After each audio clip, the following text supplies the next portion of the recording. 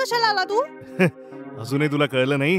निमूटपणे काही वेळासाठी माझी साथ दे, नाहीतर मी काय करीन मलाच माहिती नाही. काय झालंय तुला? तू हा असा माणूस आहेस? तुला तर आम्ही चांगलं समजलं होतं, पण तू तर वाईटातला वाईट माणूस निघाला रे. सगळे विलन सुरुवातीला चांगलेच लोक वाटतात मॅडम.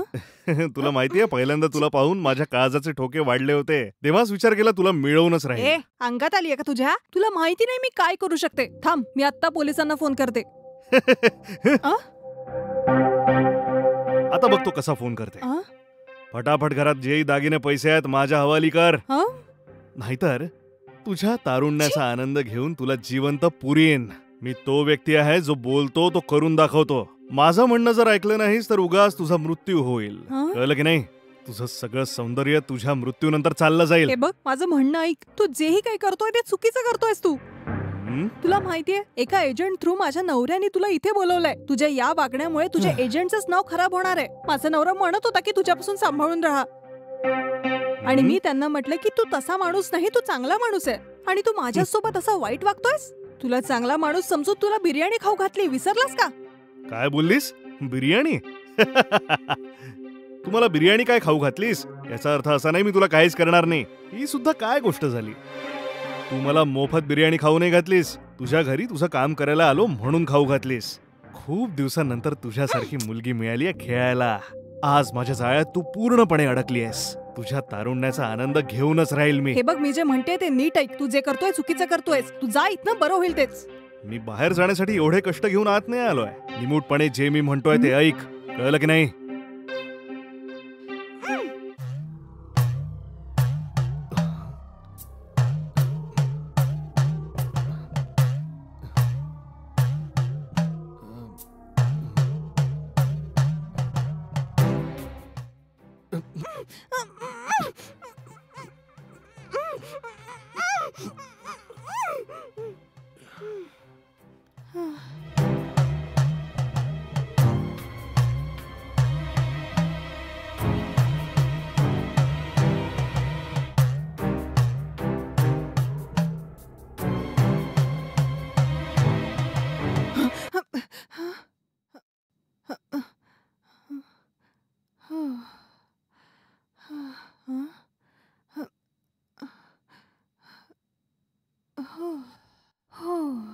स्वप्न होतं.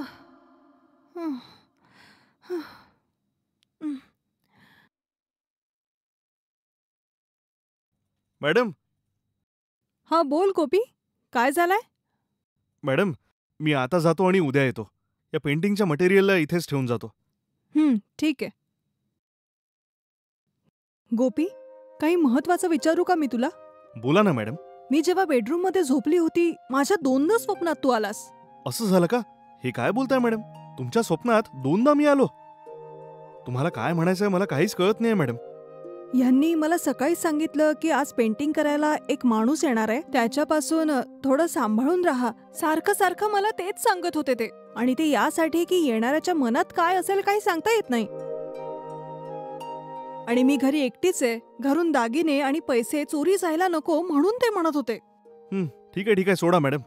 माझ्याबद्दल काय स्वप्न पाहिलं तुम्ही? मी जेव्हा झोपली होती तू आला आणि माझ्यावर जबरदस्ती करू लागला हे बघितलं होतं मी स्वप्नात.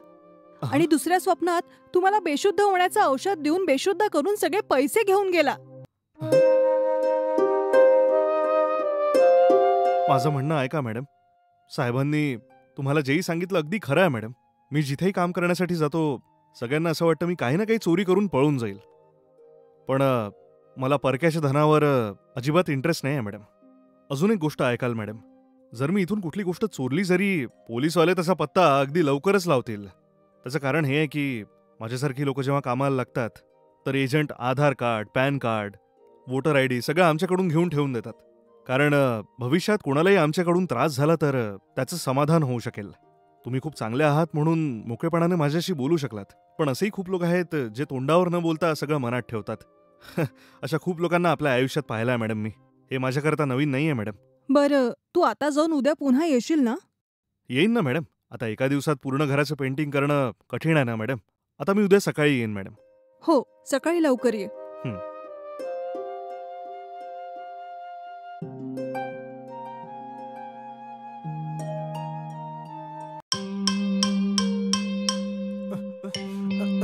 हो हो रेवती रेवती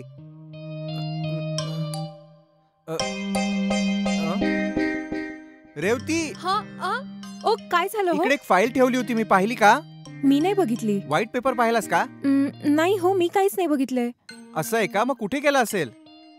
काय झालं हो? काय झालं विचारतेस? एक इम्पॉर्टंट पेपर ठेवला होता मी याच्यात. हे काय बोलताय? कुठल्या रंगाचा पेपर होता? मी बोललो ना व्हाईट कलर मध्ये आहे तो. सकाळी साफ करताना इकडे कुठे पाहिलं का? एक मिनिट थांबा, मी आलेच. हा, हे काय बोलते? नक्की गेला तरी कुठे असेल? हे तर रागाने आत्ताच तापलेत. जर यांना कळलं की मीच ते पेपर घेतलेत तर? अरे देवा, हे तर म्हणतायत हा खूप महत्वाचा पेपर आहे. देऊन देते, बघू काय होतंय.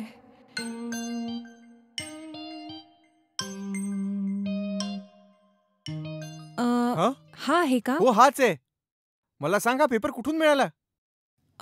असं झालं की याला वेस्ट पेपर समजून मी स्वच्छता करताना याला डस्टबिनमध्ये टाकून दिलं. हे बेडच्या खाली पडलं होतं. याला वेस्ट समजूनच मी डस्टबिनमध्ये टाकलं. काय ग, जरा मूर्ख आहेस का?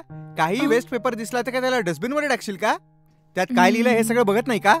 तू तर शिकली सवरलेली असं म्हणून माझं तुझ्यासोबत लग्न लावलं, पण तू तर मूर्ख आहे. मला वाटतं डोकं तुझं रिकाम आहे. खरंच शिकली आहेस ना? तुझ्या डोक्यात काही अक्कल आहे की नुसतं शेण भरलंय? हीच परिस्थिती राहिली तर मी पागल होईल. चल हट. हा किती महत्वाचा पेपर आहे माहितीये तुला? कुठला पेपर इथे ठेवलाय हे न वाचताच तू त्याला डस्टबिन मध्ये टाकतेस? तुझ्याशी लग्न करून मी माझं आयुष्य उद्ध्वस्त केलंस. विचार केला होता की एका सुशिक्षित मुलीसोबत लग्न होईल. तुझ्याशी लग्न करून दिलं पण माझं नशीबच खराब आहे माझं.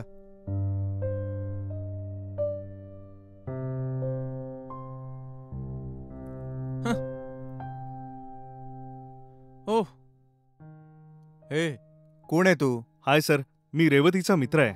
माझ्या घरात गृहप्रवेश आहे, त्याचं इन्व्हिटेशन द्यायला आलोय. हा बघ रेवती, अशीच स्थिती राहिली तर आपल्या माहेरी जा तू. जर तुला माझ्यासोबत राहायचं असेल तर थोडी अक्कल लाव आपली. शांत हो, मी जातोय आता.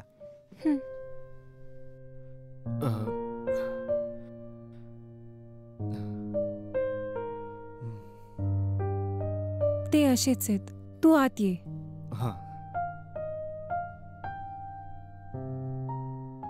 हे सांग, तुझा नवरा तुझ्यावर एवढा रागवतो कशाला?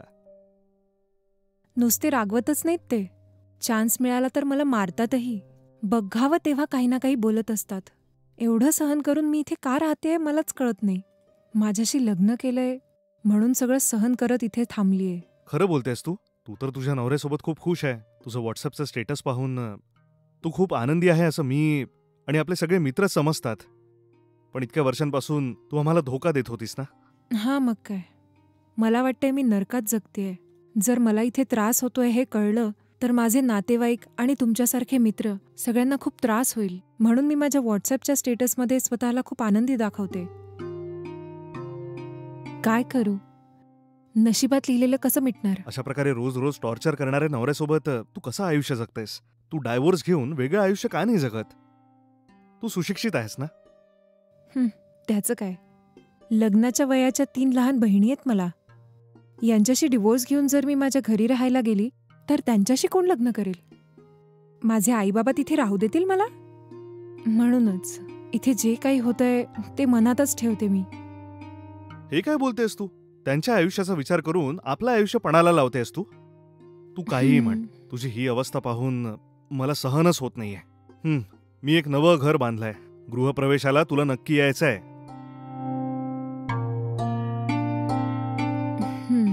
ठीक आहे, उशीर होतोय, मी निघू का? येतो मी.